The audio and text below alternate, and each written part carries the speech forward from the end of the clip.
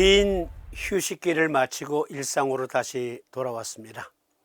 지난 시간에 예고해드린 것처럼 이번 시간은 수섬군화 심화경 그리고 족태양한서 방광수경 편까지 같이 묶어서 삼진법 기초 틀 잡기 해드립니다. 그리고 오늘은 족걸음풍 간목경 편까지 다 놓고 할 거거든요. 그리고 다음 시간에는 기 토론했던 내용 수태음수 폐금경, 조경명조 비토경, 족태음수 비토경, 수양명조 대장금경 다시 기초 틀 잡기 놓고 할 거예요. 오늘 여러분들에게 소개해드리는 내용과 같은 형식으로. 그리고 기초 틀 잡기 편은 유튜브 재생 목록에 기초 틀 잡기 재생 목록을 따로 만들어서 거기에 다 일목요연하게 열람하실 수 있도록 정리해 놓겠습니다. 초심자 그리고 원로 회원 여러분, 기초가 튼튼해야 삼진법으로 나와 내 가족의 아픔을 덜어줄 수 있고요. 환자들에게는 양질의 의료 서비스를 해드릴 수 있습니다. 아시는 내용 소홀하게 지나치지 마시고 다른 사람에게 가르쳐주기 위한 방편으로도 활용하시기 바랍니다. 그러면 바로 본론 들어갑니다. 먼저 랜덤으로 들어오신 분들을 위해서 삼진법이란 무엇인가 중간 정리해드립니다. 삼진법, 조선시대 중기 광해군 때 침구학자 삼두인 황연학 선생이 대성시킨 진법, 1973년 9월 25일부터 27일까지 서울 조선호텔에서 국제침구학술대회가 열렸었거든요. 제3회 국제침구학술대회에서 경희대 조증강은 논문을 통해 삼진법 창안자를 광해군 때 황연학 선생으로 밝히고 있으나 필자와 그리고 여러 뜻 있는 분들과 함께 탐사 추적한 결과 황연학 선생의 본향으로 확인된 강원도 고성군 거진읍 초계리의 창원 황씨 집성촌을 중심으로 탐사 추적한 결과 창원 황씨 재미 침구학자 황순 선생의 족보를 통해 선생의 속명이 이름은 한글 이름은 황연학이 맞는데 가운데가 끌연자에서 못연자로 수정해야 된다는 것을 확인할 수 있었어요. 창원 황씨 못연자 배울학자임을 확인할 수 있었습니다. 이것은 네이버 뉴스 라이브러리에 들어가서 1973년 9월 26일자 경향신문을 캡처한 내용인데요. 삼오행 침구학의 원리, 경희대 조증강 선생이 발표한 논문. 이때에 수십 편의 논문들이 발표되거든요. 조선호텔에서 열린 제3회 침구학술대회에서. 그 중에 중요한 논문, 2조 광해군 때의 침구학자 황연학 선생이 대성시킨 침구술로 논문에 처음 등장하는 황연학 선생, 삼두인의 속명. 어쨌든 삼두인 황연학 선생은 실존했던 인물입니다.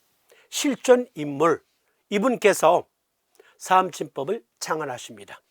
삼두인 황연학 선생과 림프암, 선생은 가계의 유전적 병증으로 세 동생들과 장조카가 사망하고 당신마저 같은 병에 걸리자 가전의 병증 원인 규명을 위해 한의학과 침구학을 연구한 지 10수년 만에 그 병증은 오늘날 병명으로 볼 때 림프암임을 밝혀내고 마침내 자가치료에 성공하십니다.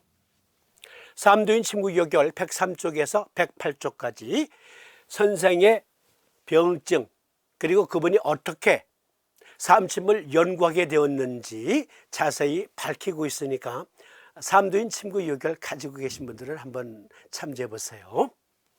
황인학 선생이 림프암의 원인과 치료법을 발표한 지 150여 년 후 영국인 의사 토마스 호지키는 서양의학사에서 최초로 림프암 논문을 발표합니다. 영국 대형 박물관에 전시된 쿠텐베르그 성경은 세계 최초 금속 활자본이라고 처음에 표기됐었지만 직지심체 요절이 그보다 근 100여 년 앞선 금속 활자본임이 밝혀지자 세계 최초를 유럽 최초라는 문구로 바꿉니다. 이것은 제가 목격한 바가 있습니다. 아주 오래전에 런던을 여행한 적이 있었거든요. 그때 대형 박물관에서 제 눈으로 확인한 바 있습니다. 어쨌든 세계 최초를 유럽 최초로 표기를 바꾼 것처럼 림프암을 세계 최초로 규명한 학자는 토마스 호지킨이 아니라 삼두인 황윤학 선생으로 바로잡아야 한다. 이것은 우리나라 한의학계가 해야 할 큰 과제 중에 하나라 하겠습니다. 구텐베르그 성경에 마르틴 루터가 주석을 한 성경을 버린 남자. 뜬금없이 영어 유머 책의 한 대목이 생각났습니다. 유머예요, 유머. 한 남자가 자기 집에 어지럽게 널려 있었던 서고를 정리한 거예요. 그런데 그의 절친이 방문을 해서 보니까 서구가 아주 말끔하게 정리되어 있어. 그래서 여보게 이 서고를 깨끗하게 정리했구만. 그러니까 서고를 정리한 남자. 그런데 말이야, 서고를 정리하다 보니까 쿠텐베르크 본이라고 되어 있는 성경을 발견했다네. 그러자 절친이 눈이 휘둥그레지면서 침을 꿀꺽 삼킵니다. 그래? 그런데 말이야, 마르틴 루터라는 사람이 거기다가 온통 낙서를 한 거야. 낙서가 아니라 주석을 단 거죠. 성경을 읽으면서. 그러니까 절친이 그래서 아니 어떤 놈이 귀중한 성경에 낙서를 하고 말이지. 그래서 내다 버렸지. 어디다 버렸어? 쓰레기통에. 그러자 절친이 후다닥 나가는 거예요. 쓰레기통을 뒤져보니까 이미 쓰레기차가 수거해 간 뒤야. 절친이 털썩 주저앉으면서 하는 말, 자네가 지금 무슨 짓을 했는지 아는가? 내가 뭘? 자네는 지금 수백만 달러 보물을 내다 버린 걸세. 생각해 보세요. 쿠텐베르크 성경, 거기다가 마르틴 루터가 주석을 달았어. 그렇죠? 수백만 달러 이상의 가치, 그걸 몰라본 거죠. 삼두인 침구 요결. 선생은 세계 최초로 림프암의 원인을 규명한 후 당신이 창안한 치료법으로 완쾌되자 민중을 위해 봉사하고자 오랜 임상 연구를 마치고 향리로 귀향길에 오르게 됩니다.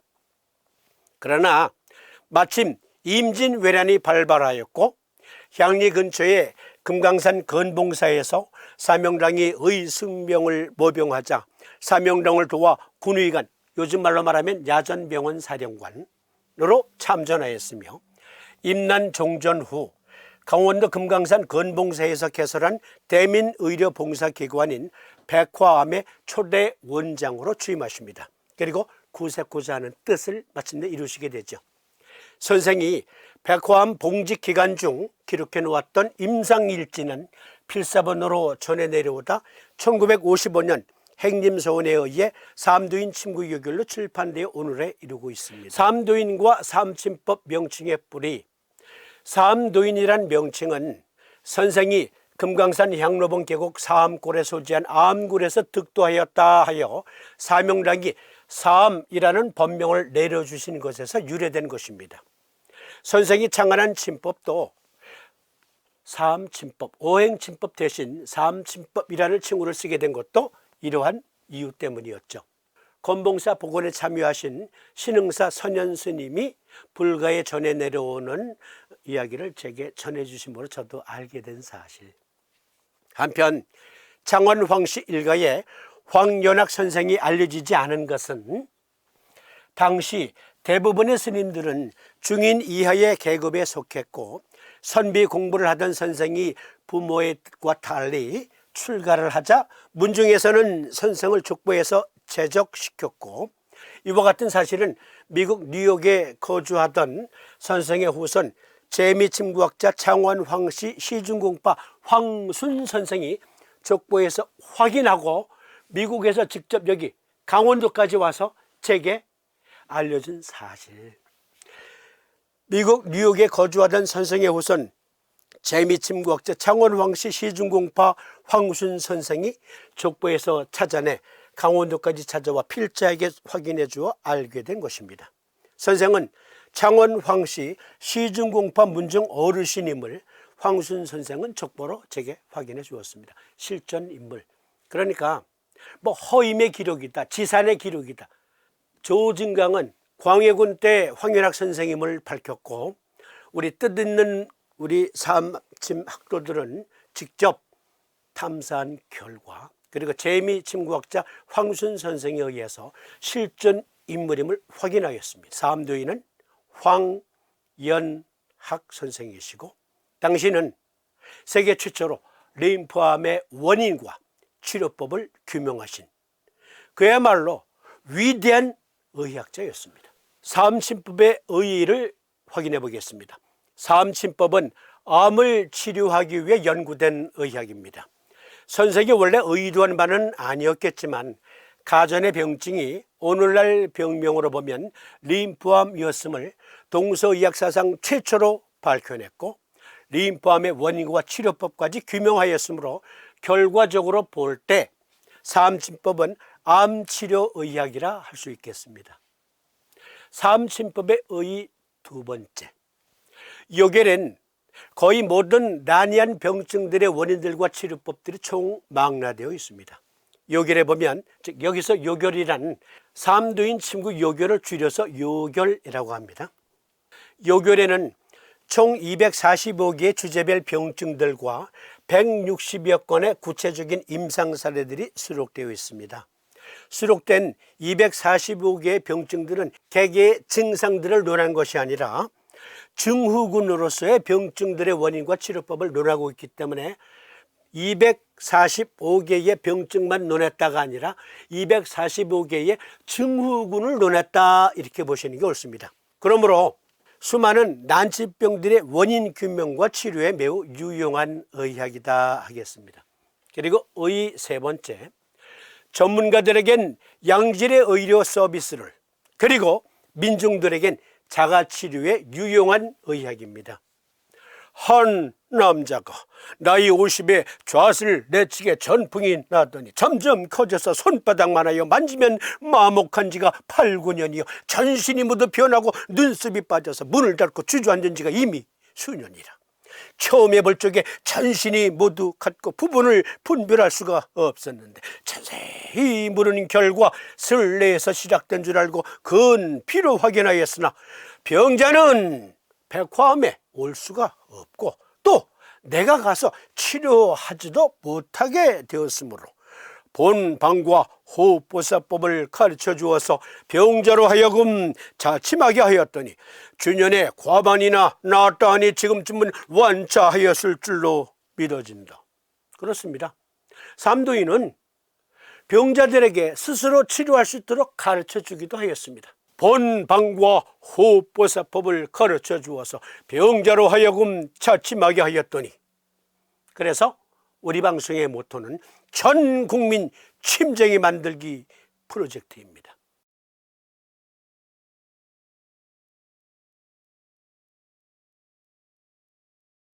그리고 우리는 바늘 대신 자석으로 삼침을 구사하기 때문에 그래서 누구나 쉽게 삼침을 적용할 수 있습니다. 단 기본 원리만 알면, 기초 틀잡기만 마치면. 0361회차 삼침 왜 바늘보다 자석으로 놓아야 할까 일부 다시 열람해 보세요. 삼침법의 기본 원리만 알면 누구든지 삼침쟁이가 될 수 있습니다. 경맥들은 자체의 순행 부위가 있고 일정한 장부 기관들과 연계되어 있다. 이 경맥을 통하여 그 경기가 해당 장부 및 기관들에 가서 정상적인 기능을 유지하게 하며 온몸을 하나의 통일체로 연결시켜주는 기능을 수행한다. 한의학 대사전.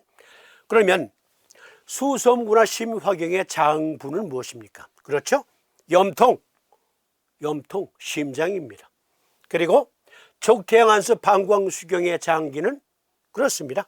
방광, 오줌통이에요. 방광. 그러면 경기는 수소음구나 심화경의 경기는 소음군화라고 하는 열력입니다. 열 에너지 생성력. 그리고 족태양안수 방광수경의 그 경기는 체온 조절력이라 할 수 있겠습니다. 과학적인 근거 있습니까? 기초 틀잡기로 확인해 드립니다.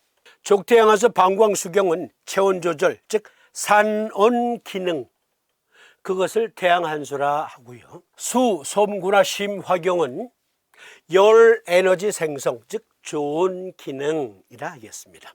그런데 열 조성력, 좋은 기능, 그리고 체온 조절력, 산온 기능, 그것이 시소, 중용을 이룬 상태가 건강한 상태라 할 수 있겠죠. 삼신법은 그 중용의 상태를 이루게 해줍니다. 편중돼서 병증이 생겼을 때 삼신법으로 조절해 줄 수가 있죠. 솜구나 부족, 심허증, 족태양한수, 방광수경은 체온 조절을 너무 과잉으로 발휘해. 그러면 몸은 더욱더 냉해지겠죠. 산온 기능이 과잉인 상태를 방광실증, 좋은 기능이 부족한 상태를 솜구나 심허증의 상태다 하겠습니다. 솜구나 열 생성력이에요. 태양한수 체온 조절력입니다. 그러면 결론부터 심정격은 어떻게 구사하느냐, 즉 열 조성력이 약해서 몸이 냉해요. 그럴 때는 우리가 심정격이라는 것을 놓는데 좋은 기능이 부족한 상태, 대돈 소충의 N극면을 부착하고 음곡 소해혈에는 S극면을 부착합니다. 그런데 족태양한수 방광수경에서 너무 체온을 탈취해 산온 기능이 너무 강해서 그럴 때는 우리가 방광승격이라는 것을 놓는데, 즉 산온 기능이 과잉인 상태, 그럴 땐 족삼류와 위중은 N극면을 부착하고 임읍과 속골혈에는 S극면을 부착합니다.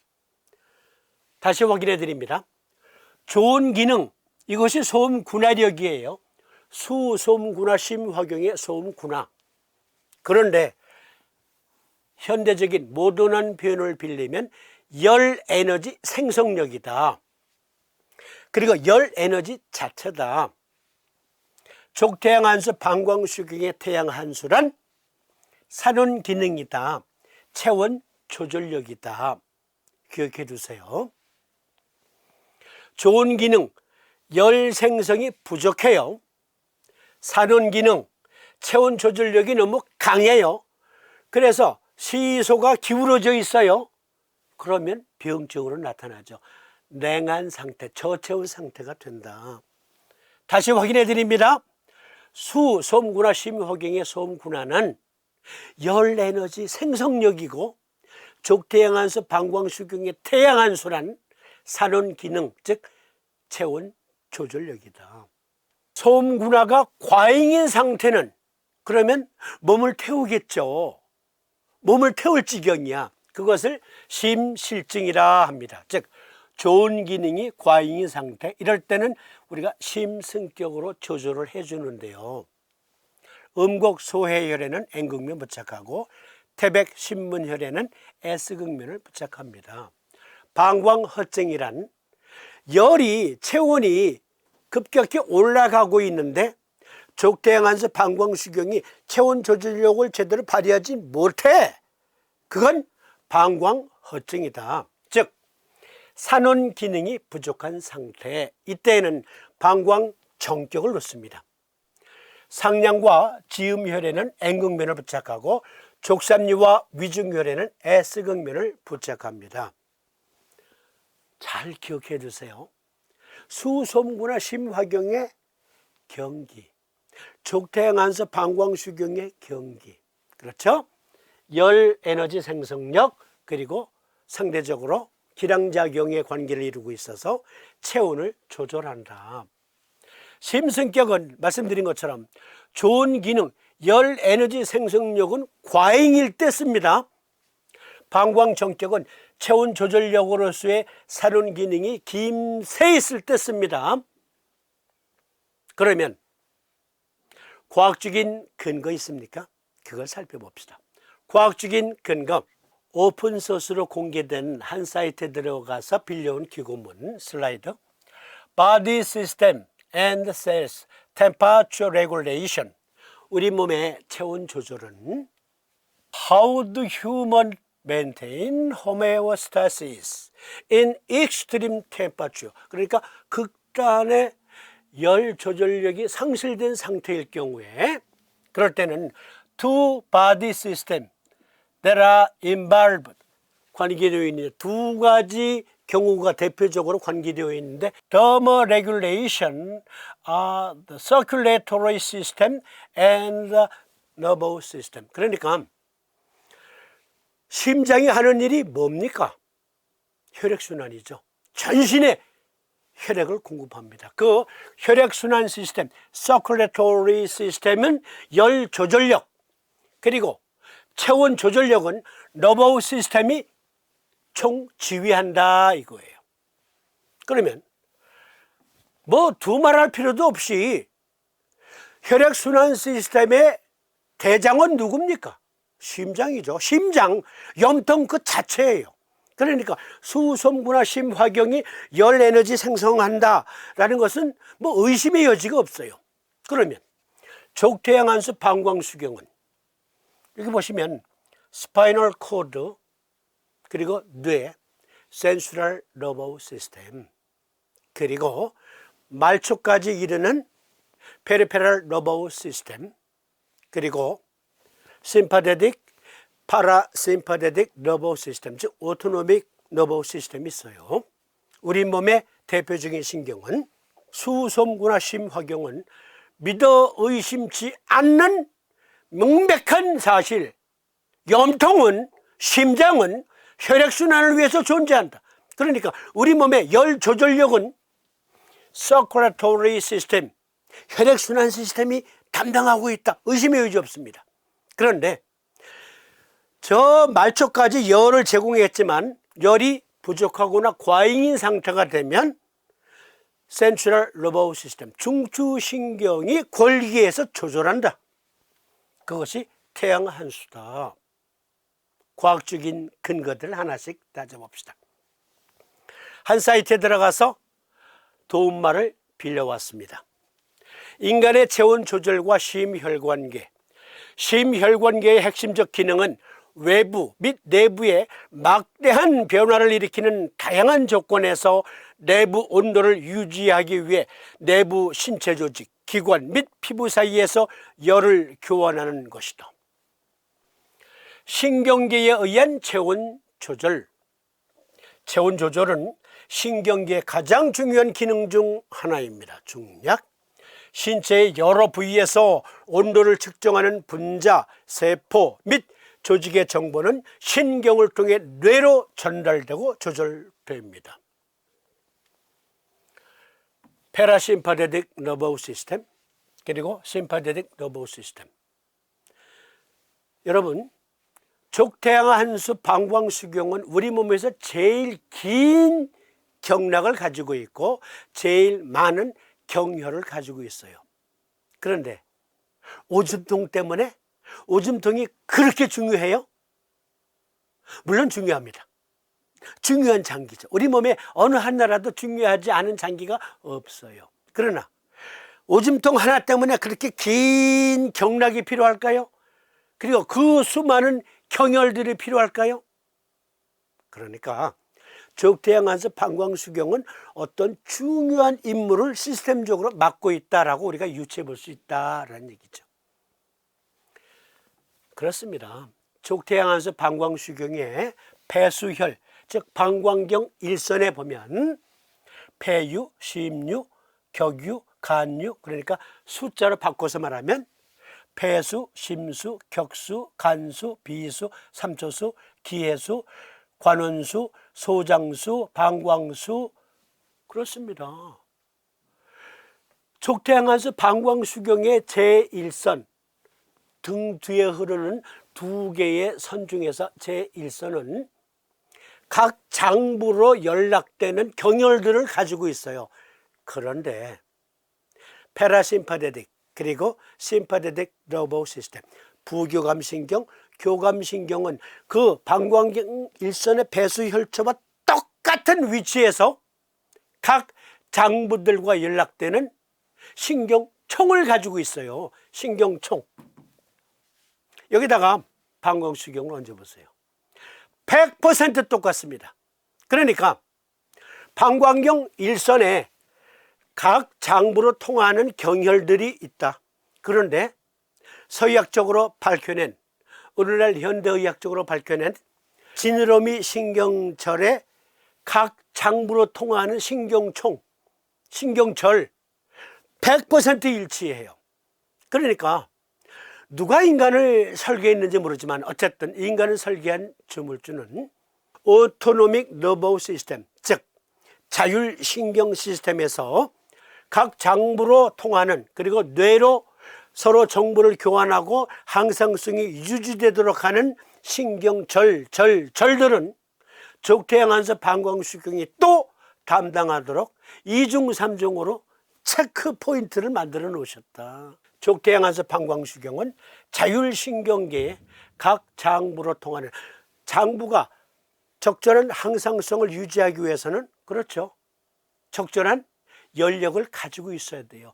그 열이 부족하다, 그 열이 과잉이다, 수소음구나 심화경과 기랑 관계를 누리면서 족태양한서 방광수경이 조절한다.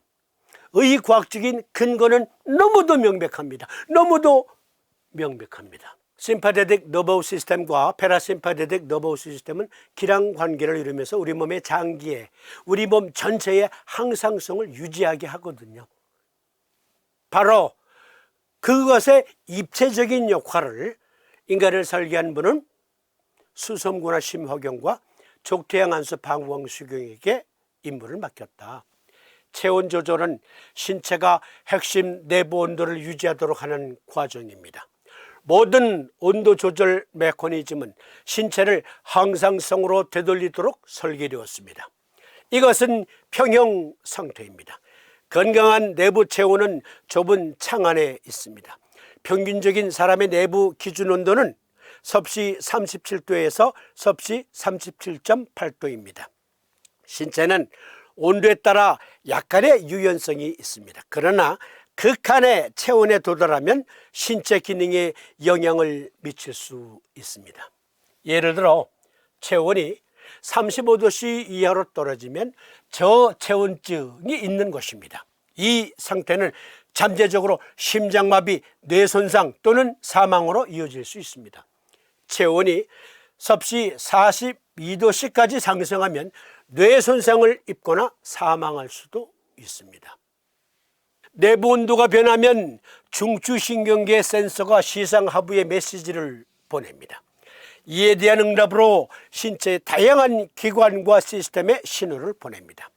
그들은 다양한 메커니즘으로 반응합니다. 몸을 식혀야 하는 경우 이러한 메커니즘에는 다음이 포함되어 있습니다. 땀샘은 땀을 방출하여 증발하면서 피부를 식힙니다. 이렇게 하면 내부 온도를 낮추는 데 도움이 됩니다. 그리고 여러분, 추운 겨울에, 요즘 그래도 좀 따뜻하다, 추운 겨울에 야외에서 소변을 보시면 어떠세요? 소변 보고 나서 진저리를 치죠. 닭살이 쫙 돋죠. 왜요? 소변으로 열이 방출됐거든. 그래서 체온이 방산되지 않도록 하기 위해서 닭살을 돋게 해요. 라디에이터 그릴을 만들어요. 닭살로. 그래서 열이 손실되지 않도록 하죠. 진저리를 떠는 것, 그 진저리를 떠는 게 근육을 수축시키는 거예요. 수축시키면 땀샘이 다치죠. 그러니까 소변으로도 열이 방출이 돼요. 그러니까 오줌통 자체도 열 조절력이 있는 거예요. 따지고 보면. 혈관 확장, 피부 아래의 혈관이 넓어집니다. 이것은 당신의 따뜻한 몸에서 멀리 떨어져서 더 시원한 피부로의 혈류를 증가시킵니다. 이렇게 하면 신체가 열 복사를 통해 열을 방출할 수 있습니다. 이해되시죠? 족태양한서 방광수경이 어떻게 열 조절력을 갖추고 있는가? 수소음구나 심화경이 어떻게 열 에너지 조성력을 갖추고 있는가? 삼치법 기초 틀잡기는 삼치법이란 의과학이다 라는 것을 증거하기 위해서 마련한 시간입니다. 우리가 행하는 모든 삼치법의 행위는 과학적인 근거를 가지고 있어야 합니다. 의과학적인 근거에 기초해야 합니다.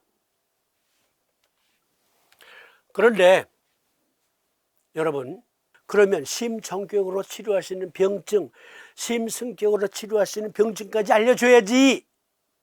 방광정격, 방광성격의 적응증까지 알려줘야지. 그것은 기초틀잡기에서 자세히 논하지 않아요. 왜요? 맥도 모르고 침도 걷는다. 말똥도 모르고 마이 노릇한다. 그래서 기초틀잡기에서는 아주 최소한의 적응증만 설명드리고 이것을 여러분들이 그대로 따라하라고 권하지는 않습니다. 강론 시리즈에서 병증을 확인하시고 책을 통해서 확인하시는데, 특별히 이번 기초틀잡기는 우리 방송 규제를 갖고 계시지 않고 있는 분들을 위해서 특별히 마련한 거예요. 기존 원로 회원님들에게는 피드백의 시간이기도 하지만 책이 없어도 삼침이란 이런 것이다, 기초적인 내용 정도는 아셔야 여러분들이 스스로에게 적용할 수 있거든요. 계속되는 방송을 보시고. 어쨌든 심정격증의 대표적인 병증은 부정맥, 허혈성 심장병, 저혈압 등등이겠고, 방광정격증의 대표적인 병증 그대로 따라 하시면 안 돼요.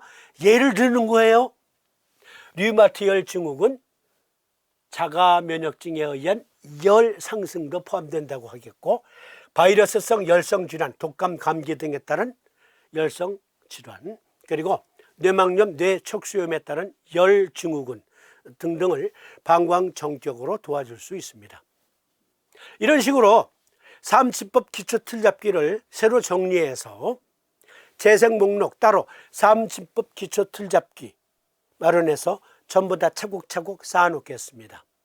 그리고 오늘 녹화하는 내용은 쭈루루 이어서 올려드립니다. 중간에 다른 내용 안 넣고 또 며칠 후에 올리는 게 아니라 연달아 쭈루루 올려드립니다. 많은 열람 바라면서 다음 시간, 이어지는 시간 족섬구나 신수경 그리고 수태양한서 방광수경편 이어드리도록 하겠습니다.